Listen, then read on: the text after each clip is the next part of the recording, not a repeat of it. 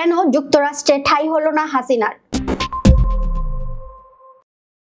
দশক জুড়ে ক্ষমতার মসনদে বসে উন্নয়নের আড়ালে দেশকে ভারতের হাতে সঁপে দিয়ে বিরোধীদের জেল, ট্রাইব্যুনাল, নির্যাতনের মাধ্যমে দমিয়ে রেখে স্বৈরাচারী শেখ হাসিনা মনে করেছিলেন 2041 সাল পর্যন্ত চেয়ারটা তারই। একসময় কটাক্ষ করে বলতেন, আওয়ামী লীগ পালায় না, বিএনপি পালায়। কিন্তু ভাগ্যের চাকা ঘুরলো এত দ্রুত যে 2024-এর গণ অভ্যুত্থানে ক্ষমতাচ্যুত হয়ে নিজেই দেশ ছাড়তে বাধ্য হলেন তিনি।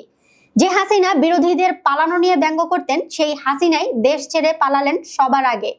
দেশ ছাড়লেও বিপদ ছাড়েনি। আন্তর্জাতিক গণমাধ্যম Al Jazeera, BBC, New York Times সবাই তার পলায়ন ও গন্তব্য নিয়ে খবর ছাপলো। শুরুতে ভারতে গিয়ে সাময়িকভাবে মোদির অতিথি হলেও তার মূল লক্ষ্য ছিল লন্ডনের রাজনৈতিক আশ্রয় নেওয়া। কিন্তু যুক্তরাজ্য সহ একাধিক পশ্চিমা দেশ স্পষ্ট জানিয়ে দিল, না, এই দরজা তোমার জন্য খোলা নয়। পাকিস্তানের পারভেজ মোশাররফ, নওয়াজ শরীফ কিংবা বিএনপির তারেক রহমান যেভাবে ব্রিটেনে আশ্রয় পেয়েছিলেন, শেখ হাসিনার ক্ষেত্রে তেমনটা হয়নি। তাহলে প্রশ্ন, লন্ডন হাসিনাকে কেন না বলল? এনডিটিভি বলছে, যুক্তরাজ্যের আইনে কোনো বিদেশি নাগরিককে প্রথম নিরাপদ দেশে পৌঁছেই আশ্রয়ের আবেদন করতে হয়। হাসিনা প্রথমে তাহলে জায়গা ছিল সেখানেই।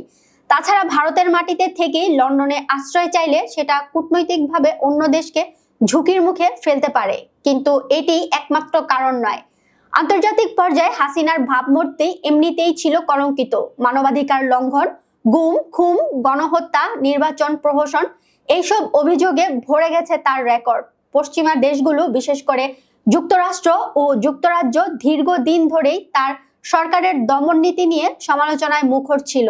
ঢাকা বিশ্ববিদ্যালয়ের আন্তর্জাতিক সম্পর্ক বিভাগের অধ্যাপক ডক্টর সাইমা আহমেদ স্পষ্ট করে বলেন, মানবাধিকার রক্ষাকারী দেশগুলো শেখ হাসিনাকে আশ্রয় দিলে নিজেদের বিশ্বাসযোগ্যতা হারাতো।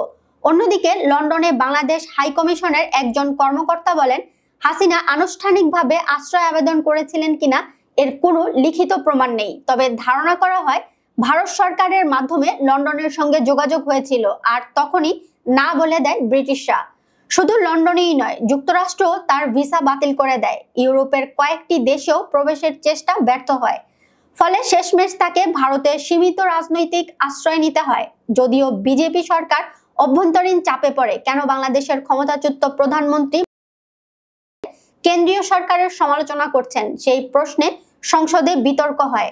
রাজনৈতিক বিশ্লেষকরা বলছেন, হাসিনার এই পরিণতি নিছক কাকতালীয় নয়।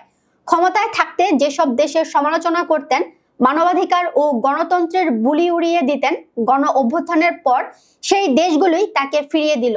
যে আন্তর্জাতিক সম্প্রদায় একসময় তাকে উন্নয়নের কুইন বানিয়ে প্রচারণা চালাতো, তারাই এখন তার মুখ দেখতে চায় না। সব মিলিয়ে শেখ হাসিনার লন্ডনে আশ্রয় না পাওয়ার পেছনে একযোগে কাজ করেছে আন্তর্জাতিক আইনের বিধান, মানবাধিকার লঙ্ঘনের গুরুতর অভিযোগ, কূটনৈতিক হিসাব আর পশ্চিমা বিশ্বের রাজনৈতিক বিবেচনা। আজ তিনি ভারতের অতিথি, কিন্তু সেটা কতদিনের, সেটা নিয়েও এখন প্রশ্ন উঠছে।